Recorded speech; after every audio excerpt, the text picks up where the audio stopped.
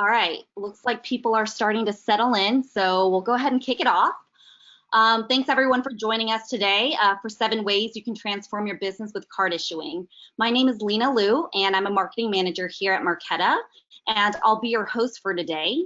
So just a few small little housekeeping items before we get started. We're going to hold all the questions at the end, but feel free to actually chat in your questions through the chat function in your console, and we will address them at the end of the webinar. And if we don't get a chance to address all of the questions, we'll definitely follow up with you in email afterwards. So I'd like to introduce our speakers today. First, we have Farnaz Erfan, who is our VP of Marketing. And then we also have Mike Worrell, who is our Head of Disbursements. And they're going to go ahead and kick off the webinar. Great. Thank you, Lena. Hi, everybody. Thanks so much for joining our webinar today. Where we wanted to get started was to tell you a quick overview about Marqeta, who we are, what we do, and then jump right into our webinar topic. So Marqeta, we are a modern card issuing and processing platform. We give you the APIs, we give you the infrastructure and the tools for you to issue your cards, but not only to issue your cards, you get to authorize and process the cards. Let me give you some examples. In terms of issuing, using Marqeta platform, you are able to issue physical cards as well as virtual cards or tokenized cards. Tokenized cards are the cards that are used in digital wallets for contactless payments. Now, in terms of card processing and authorization, that's where the power comes in. You get to process and authorize your cards. And the best way to explain it is through a few examples. So suppose that you're issuing a card, and this is a very simple example. You're issuing a card that can be used for up to $100 a day. And when this card is swiped and used in the field at a merchant, the authorization decision, comes through Visa and MasterCard and comes to you, to your system and to your endpoints through the Marqeta platform. So you get to authorize it at that point to say, well, this card hasn't hit its limit of $100 a day. Go ahead and authorize it. You know, your system decides that and you get to decide that. These dynamic controls can be anything. They can be, for example, a merchant ID. You know, you can pick a very specific merchant to authorize that transaction for and allow your card to be used only at that merchant. Or it could be a group of merchant or a merchant category. But you also get to use dynamic data to create these authorizations. A very good example for that would be, say you want to configure your cards in a way that they're used only at gas stations within a 5-mile or a 10-mile radius of the card holder. So if you are actually tracking the geolocation of that card holder, you can tie that data into your authorization decision and say, hey, this card is approved or declined at the time that is used. So that gives you a lot of flexibility, that gives you a lot of power. And we also give you a series of tools that can help you run your card operations. Anything from data insights, fraud scores, disputes and chargebacks, and case management type of operations is part of our platform. So with that, we'd love to kind of jump into the presentation and the topic of our discussion today. If you have any questions about what we do and how it works, please type in those questions in the Q&A box and we will get to all of them at the end of the webinar.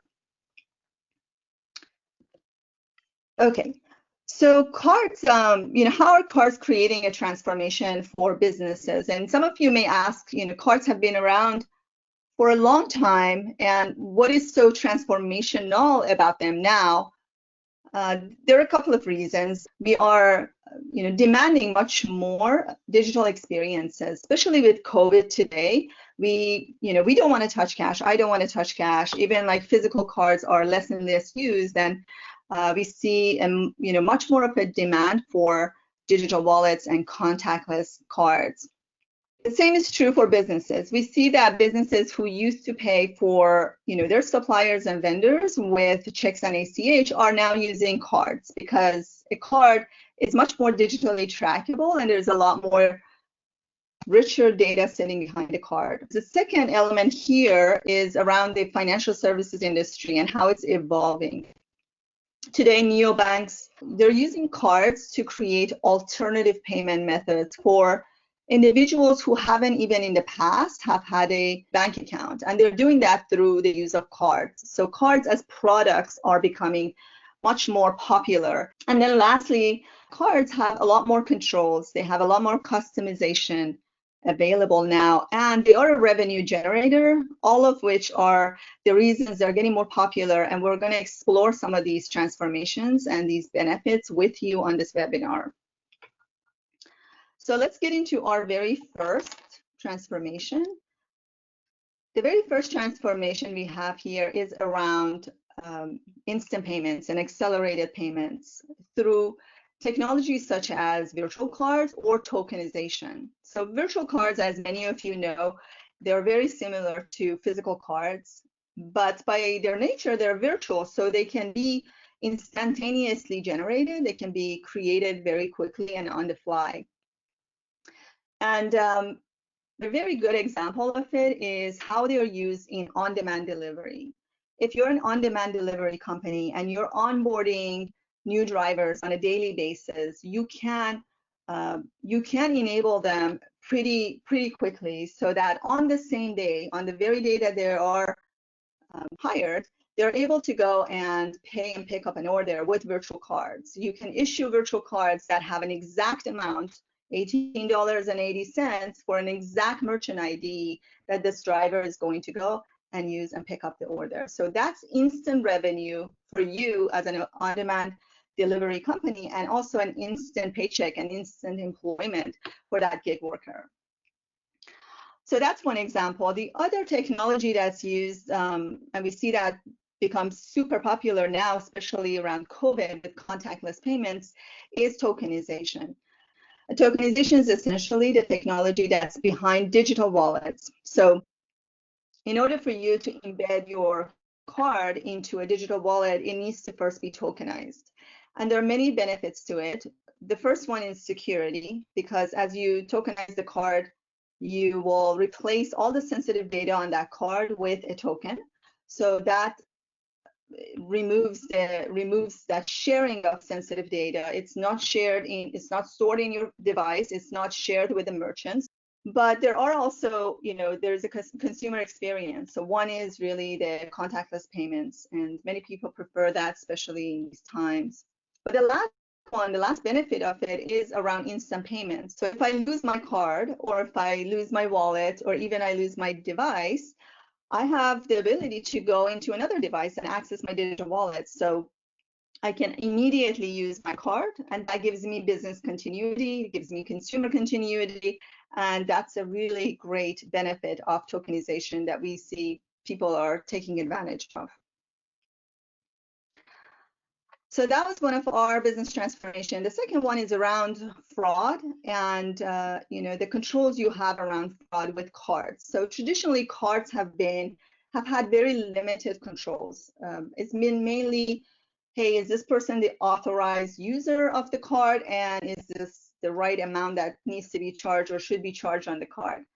Right now, cards have a lot more granular controls than what they used to have, and we covered some of that in the earlier slides. But things around what are the merchants that the card should be used at, or they can be used during certain hours of the day. Maybe someone needs to be on their shift to use the card, but they can also be super dynamic. Another great example for dynamic data that can be part of your card authorization is, say, you're making a recurring payment with a card for your suppliers or for your vendors, but you want to make that payment only when those supplies and that inventory is received. So if you have a field in your inventory management system that has a status on inventory received, you can check that flag, and upon that condition, which you only know about, allow that process to happen or allow the card to be authorized. As a result of all these dynamic controls, we see very, very little fraudulent cases on cards that have been issued through a modern card issuing platform. And with that, I will hand it over to Mike to cover a couple of great case studies that shows a lot more examples around what I just covered. He would also cover a couple of other transformations, and then we'll pick up from there. Great, thank you. Mike, so you've heard Farnaz talk about tokenization of cards and controlling fraud, and I wanted to share, I guess, a few real-life examples, starting here with DoorDash. Marqeta actually works with a number of on-demand delivery companies, both in the restaurant and the grocery space. And for those that are unfamiliar, DoorDash provides food delivery from restaurants and operates in the US, Canada, and Australia.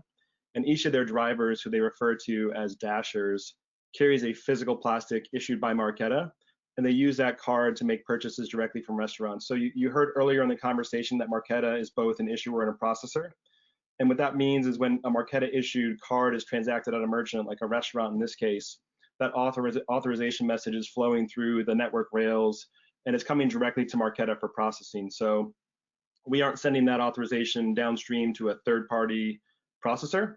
What it really allows us to do is actually pause the inbound authorization in real time and pass it to our customer's endpoint, and then they can use whatever business rules they want to be able to approve or decline that transaction. So we call that gateway just-in-time funding. You heard Farnaz talk about it a little bit earlier. And what that means for a company like DoorDash, which uses that feature, is that those cards that the dashers carry are essentially $0 prepaid cards, which gives DoorDash a lot of peace of mind that those dashers are not purchasing things that they shouldn't be buying. They're not buying gas or personal effects or things like that. So it's not until a dasher is actually dispatched to pick up an order that they drive to the store, order the items, swipe their card, and then we'll see that authorization in real time. And then DoorDash can use any number of rules on their side to figure out if they want to approve or decline that transaction. So they may say, is the delivery driver on duty right now? Yes or no. Is the transaction amount plus or minus 2% what I expected it to be?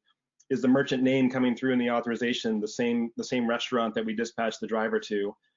Sometimes they could use geolocation. So the driver's got an app that they're using to get orders.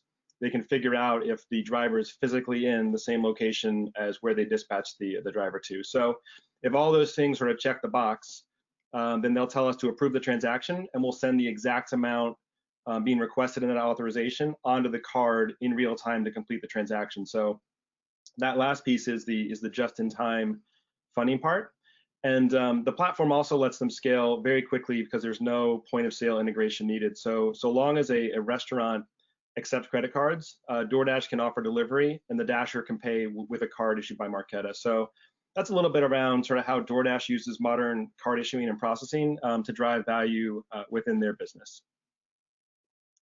So moving on, we've already spoken about the speed of issuing a payment, but now I want to focus more on the speed of the data that comes back through our issuing and processing platform. So real-time alerts when something meaningful happens, such as an authorization or a decline, can really kind of inform your business and improve overall customer experience.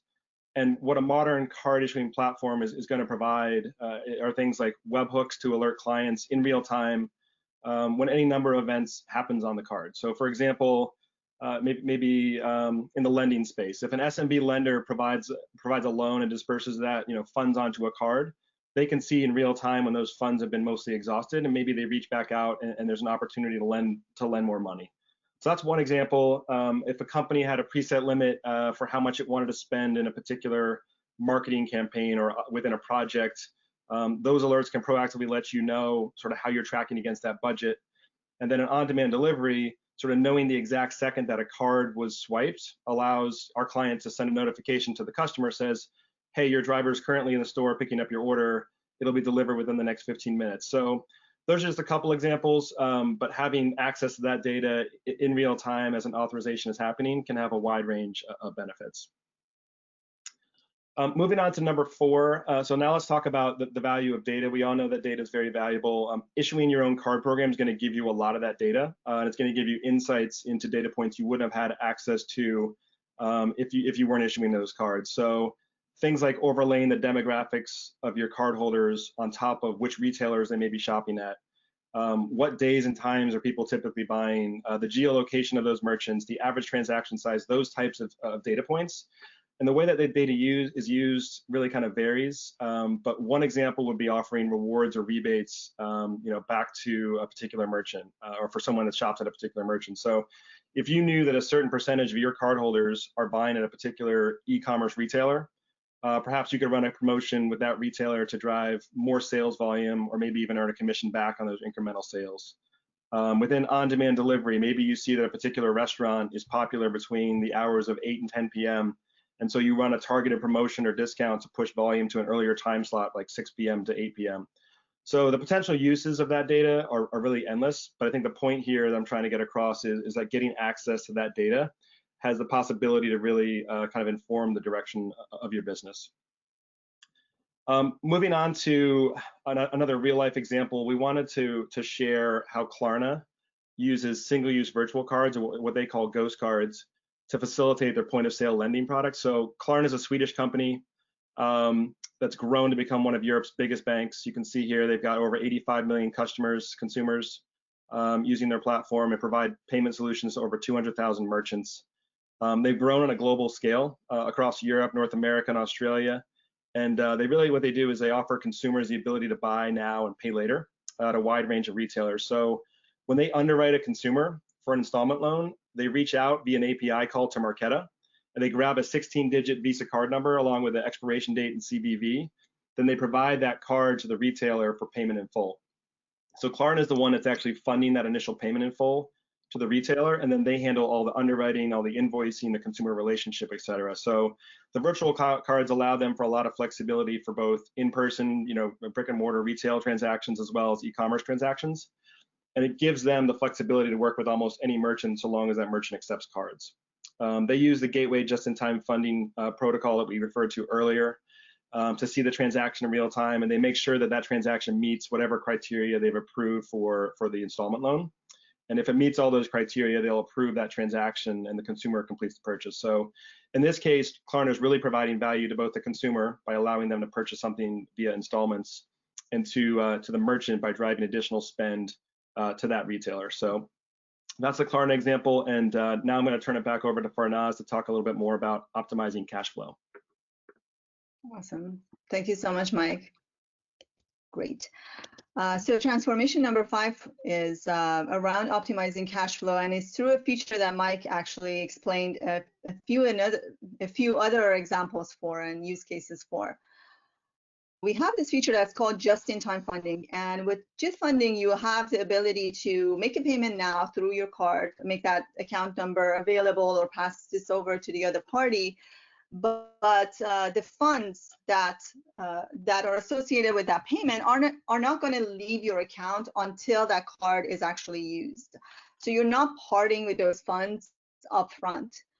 Compare that to a traditional prepaid card, and say you, for example, you're going to issue 100 cards that have $100 on them each. That's a total of $10,000. And as soon as you issue and distribute these cards, you are going to part with that $10,000.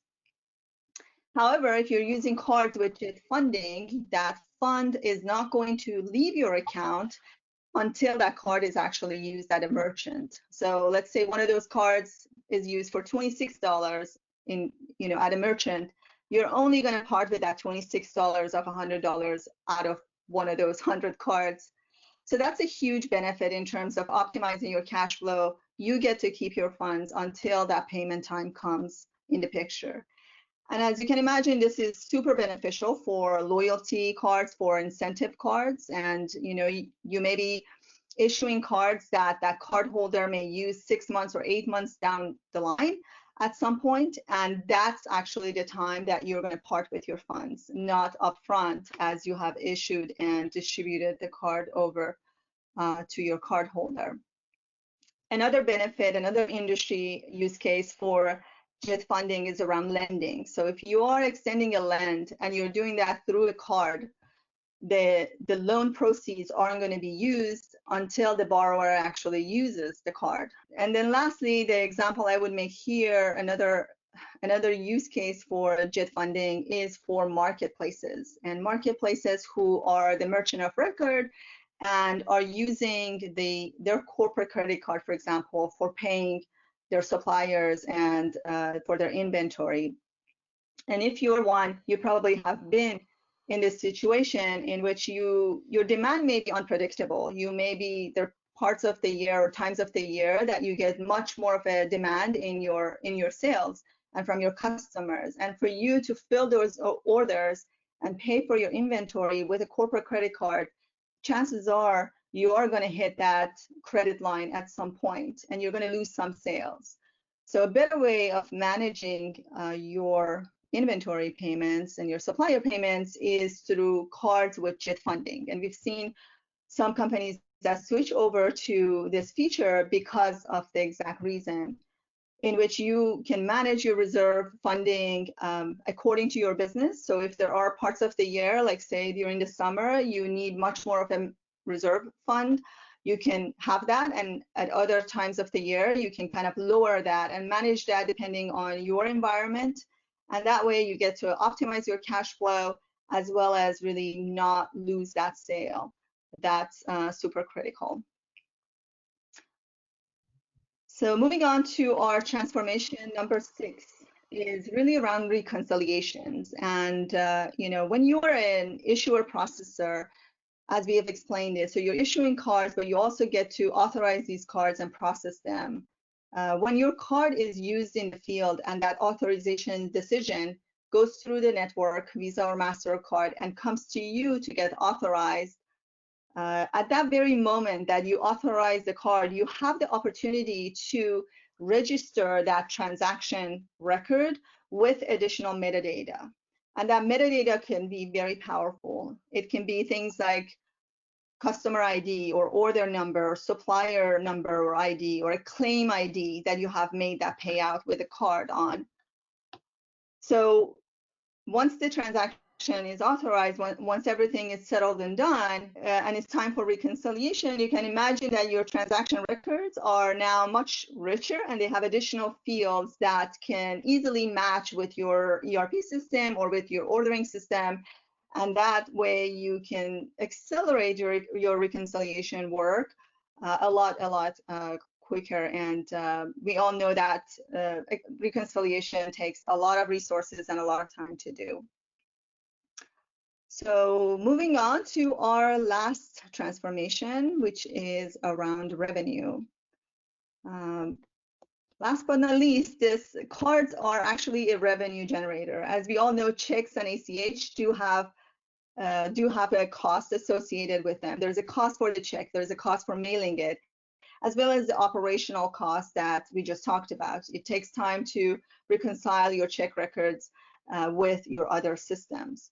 With cards, everything is digitally tracked. You don't have that operational overhead, but at the same time, you have the opportunity to do revenue sharing and take part in the interchange that you can get back from the usage of your card. So a lot of businesses are actually switching over to making payments with cards purely for the benefit of generating additional revenue from their payments. And with that, I'll pass it over to Mike to really wrap our points here and wrap up the conversation. All right, thank you. So now that we've kind of walked through these 7 benefits in detail, I think we kind of wanted to just zoom out with a summary, and then we hope that you'll have some questions that Farnaz and I can answer for you guys. I guess just an overarching comment I would have is that the audience for this webinar is fairly broad, and while we brought in some specific examples of modern card issuing in the 2 case studies that we shared, the way that your business adopts a card program is likely to have its own unique components. But in general terms, to summarize, here's some of the ways that you can benefit. So first, we talked about card-based payments are fast, right? There's no question they're significantly faster than checks, and there's been a lot of industries over the past several decades that have been doing their best to move away from physical checks and replacing them with electronic payments. But a modern card platform can also help by instantly provisioning a card into a digital wallet. That's called tokenization for a user, rather than having them wait several days for a physical card to be mailed. So being able to offer physical, virtual, tokenized cards is really an advantage. Second is around managing fraud.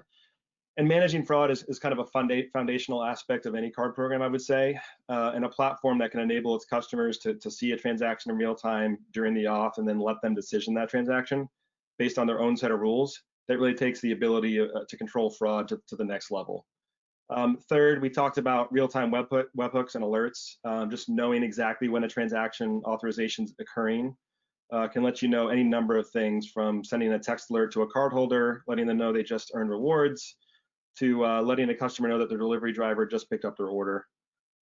Fourth, we talked about data and how powerful data is, and that working with an issuer processor really gives you a lot of insight into a ton of data around the who, what, where, when a transaction is taking place. So that data can really inform kind of a wide range of business decisions. Then we talked about cash flow, and so the benefits of just-in-time funding. Farnaz mentioned, I think she used this example, in a traditional prepaid model, if you were to push out $100 onto 10 prepaid cards, you would need to push out $1,000. With just-in-time funding, you only need enough cash in that central reserve account to fund transactions as they're occurring. Then those funds are pushed out to the cards in real time during each transaction. So you're essentially holding onto your cash for longer. And there's some advantages around breakage when it comes to reward and incentive programs in that regard. Next was streamlining reconciliation. So the ability to really append metadata to a card transaction is meaningful from a reporting standpoint. So pairing a single-use virtual card with a reservation ID or a claim number, and then discarding that card number so it's never used again, means there'll always be that one-to-one match between, in that case, the reservation ID and the card number. So that really automates the reconciliation process on the back end, rather than having a single card with a number of different transactions behind it, which is kind of a reconciliation nightmare. And then finally, modern card programs can deliver actual dollars back to your bottom line. So in addition to the operational savings of replacing expensive checks, card transactions yield interchange. You can earn back a percentage of every transaction as revenue share back to your company. So that's really the content that I think we wanted to share today. Lena, if you wanted to go to the next slide. If you're interested in learning more about modern card issuing, we'll be sending out a link to this presentation that'll include additional resources like the article shown here. You can also visit our website and even sign up for access to a sandbox to start creating and testing cards right from our site. So with that, I'll turn it back over to Lena to see what questions we can answer from the group. Thanks, Farnaz. Thanks, Mike. That was super insightful. It looks like we did get a couple questions coming through during the presentation, so I'll pick a few just in essence of time. The first one is, what payment trends are you seeing beyond cards? So especially today, one of the payment trends is around contactless payments. So the demand for tokenization has, we've seen a demand for tokenization and for our tokenization services. Some of the trends are available in, we showed a screen capture actually of it in one of the slides. We are seeing checks go down. According to the US Federal Reserve, the use of checks have really declined through the recent years, and the use of cards, credit cards, non-prepaid and prepaid cards have actually increased. Okay. Second question, what's the difference between an issuer and an issuer processor? Yeah, I can take that one. So there's a number of different players that are in the card ecosystem, if you will. They include acquiring banks, payment gateways, networks like Visa and MasterCard, issuing banks, issuers, program managers, processors. So there's a lot of players that are involved.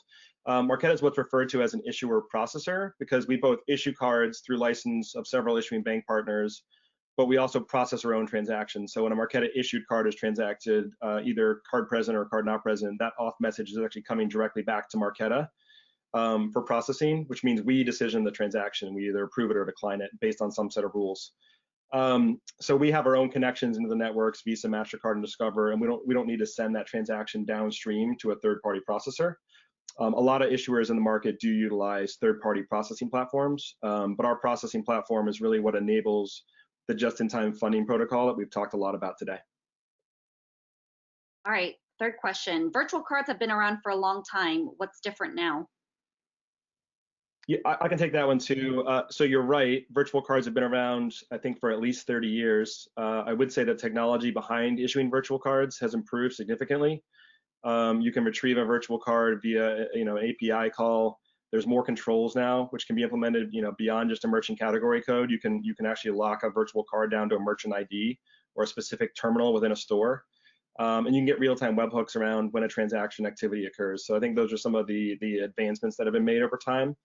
I also think that the uses of virtual cards continues to kind of broaden. They've traditionally been, B2B, and you're starting to see more and more consumer sort of adoptions of virtual cards. And then lastly, while it's a different technology, tokenized cards is still kind of relatively early in terms of merchant adoption of NFC, but we're seeing that pick up as well. And there is some overlap with virtual there in the sense that there's no physical plastic involved in a tokenized card. So they've been around for a long time, but technology continues to catch up, and the applications for virtual cards has continued to expand. Great. So it actually looks like we're up on time. So we will follow up with any of the other questions through email, but we want to thank everyone for attending our session today, and look out for an email with the recording. Thanks so much, everyone. Thank you.